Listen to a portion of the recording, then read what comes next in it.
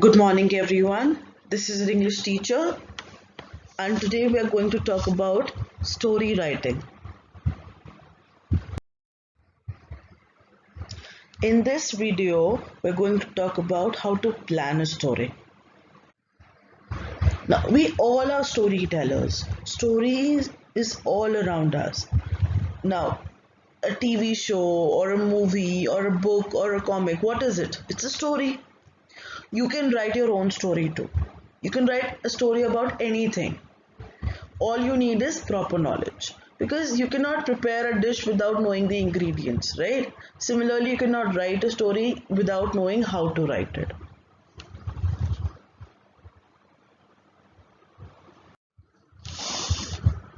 Short. Now in your syllabus we are going to ask you to write short stories. No one will tell you to write a novel or a story of 20 pages or 10 pages. You're going to write a short story. Now, what is short story? Short story is a narrative of moderate length. Moderate length basically means 150 to 200 words. So, short story is a narrative of moderate length that revolves around a single incident. Single incident means you cannot see if your story is about terrorist attack. You have to talk about terrorist attack only. You cannot include ghosts in your story. It tells about a single event or experience. Fictional, not true. It should be fictional. Fictional means it should involve your imagination.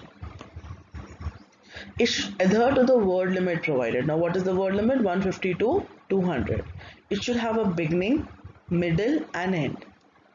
Beginning means the starting of the story, middle means the main part of the story, and end, how did your story end.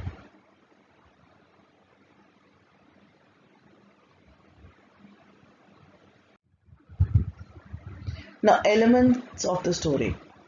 Before writing any story, you should know the elements, the ingredients of the story. First thing is time and setting.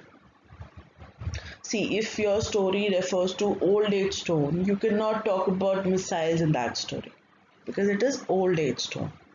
Then setting, the place of the story.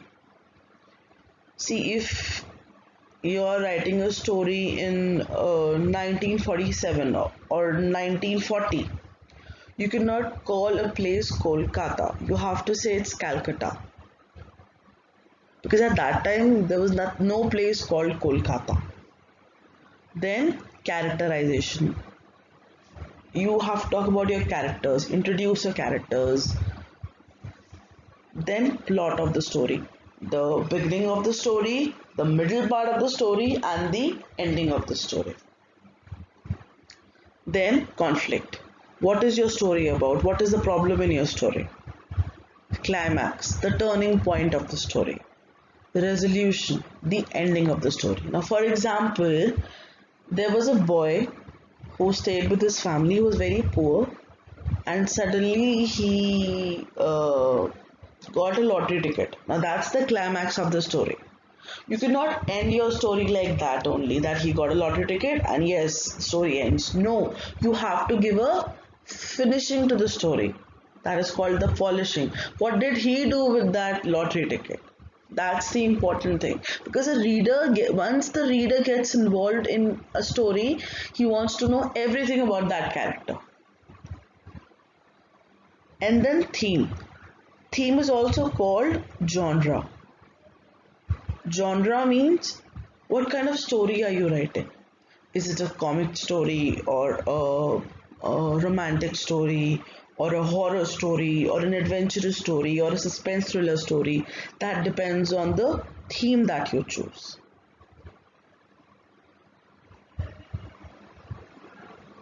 Now, first thing first, time and setting of the story. See, it tells the reader where and when the story takes place, the place of the story and the time period of the story. It could be anywhere, for example, road, haunted house, park, forest, train, school, college, anywhere. You are the writer, you have to decide. Haunted house, a jogger's park, or a forest. It is your choice. Now, characterization. Your story should always have one main character or a protagonist. That could be a person, animal, thing, and very important thing, your story should not have more than 2 to 3 supporting characters. See, because lots of characters would make the story complicated and that can confuse the reader also. Describe your characters. You need to describe your characters. What sort of characters are they? See, Tom Sawyer. Have you read the story Tom Sawyer? He was a very notorious boy, very cunning boy, very notorious boy. So you have to introduce the character. Snow White, innocent girl. You have to describe how do they look like, because you cannot use pictures in your story. You cannot draw in your story. All you have is words. You have to play with words. You are the master of words. So you cannot draw a picture. You have to describe in words. How does your character look? Let the reader's imagination develop the picture in his or her mind. You just have to play with words. Now, for example, imagine a donkey wearing spectacles and reading a book. Were you able to? Yes, because suddenly a picture came in your mind, donkey with spectacles and a book in his hand. So I played with words. It is your imagination that gave you a picture.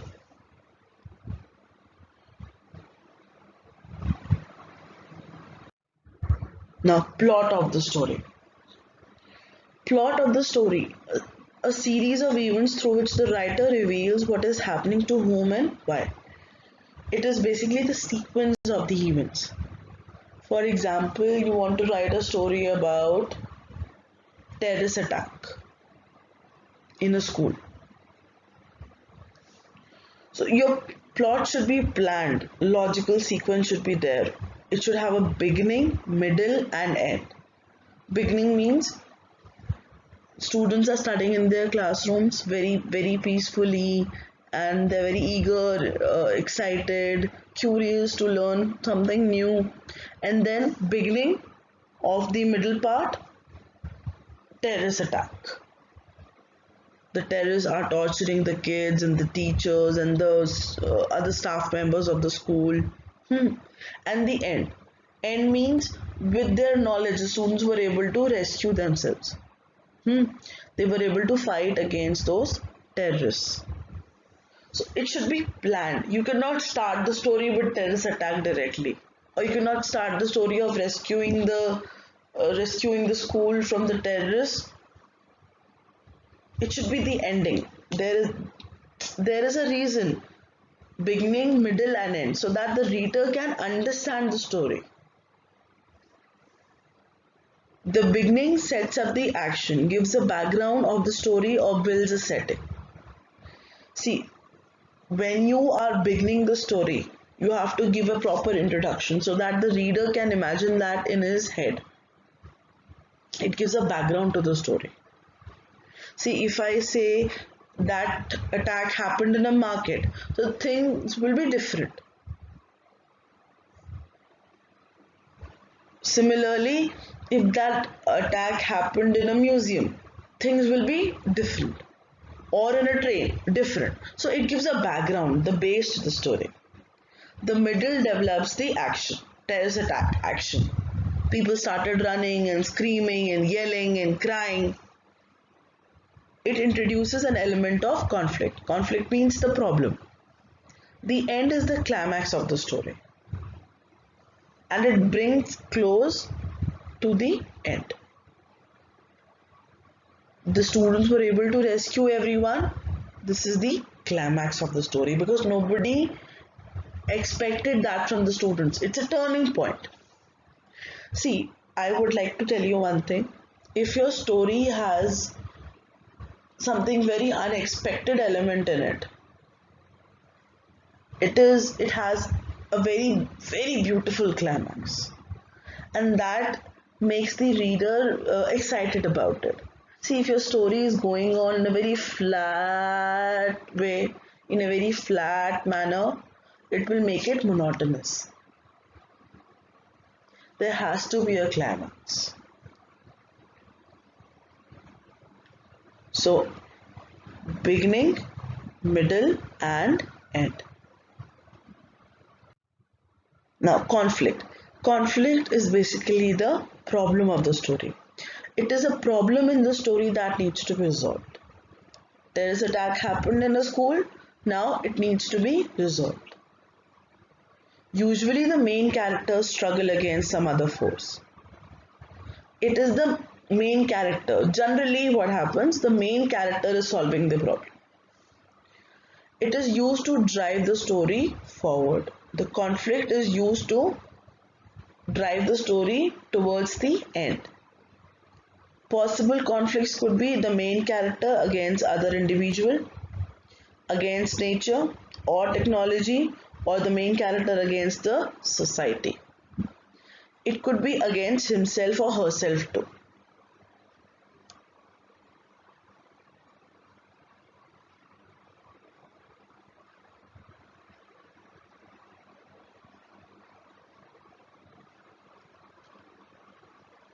Now, 6 types of story conflict: person to person versus nature, person versus self, person versus society, person versus supernatural, that means aliens or ghosts or anything, person versus technology. So, I hope the conflict part is clear. Basically, you have to tell about the problem of the story. Now, climax. Climax is the turning point. It is a story's central turning point, the most exciting or dramatic moment. It has to involve a lot of drama in it. When the action comes to its highest point of conflict. For example, you're watching a movie and the villain of the story is just about to shoot the main lead of the story. And then all of a sudden, out of nowhere, police comes and shoots the villain. Now, this is the most dramatic climax of the story. You did not expect, right? You heard a sound of someone shooting that gun, and you thought the hero is dead. But then who's dead actually? With a grin on his face, the villain is actually dying at that time. In a traditional good versus evil story, like many superhero movies, the climax is typically the moment when the hero finally confronts or does battle with the villain.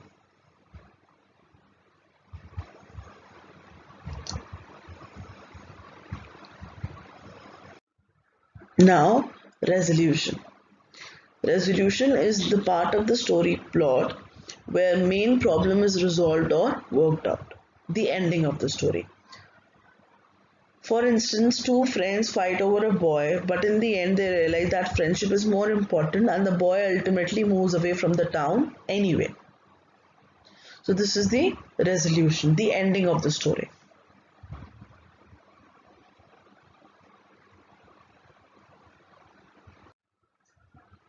Theme. Theme of a story is what the author is trying to convey. In other words, the central idea of the story. Or you can say genre. For instance, the bus was traveling at a great speed when it was stopped by a gang of robbers. The passengers were ordered to get out, leaving their precious belongings in the bus. Now, what theme did you involve in the story? Theme of fear.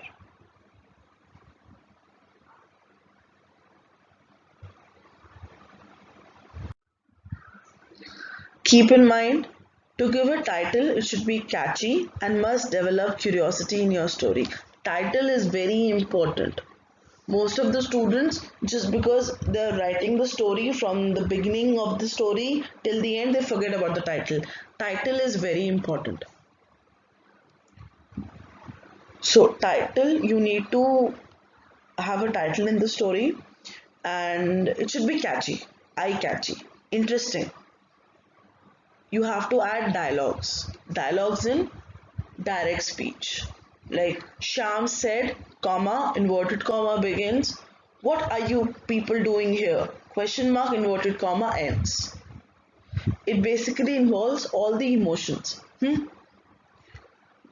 Now, a story needs to be framed in past tense. A story should always be written in past tense. This is very important. Students forget about the tense of the story. So, framing a story in past tense is very important. You have to adhere to the word limit. It is generally 150 to 200 words. To start the story with beginning lines if already provided in the question. If there is a beginning line in the story, you have to start the story with that beginning line. It should not be in the middle of the story, it should be in the beginning of the story. To use the hints provided to develop the story. You need to use the hints, all the hints provided. If there are hints, you have to use those hints. You cannot see, you can add something from your own, but you cannot ignore the hints also. The hints are very important.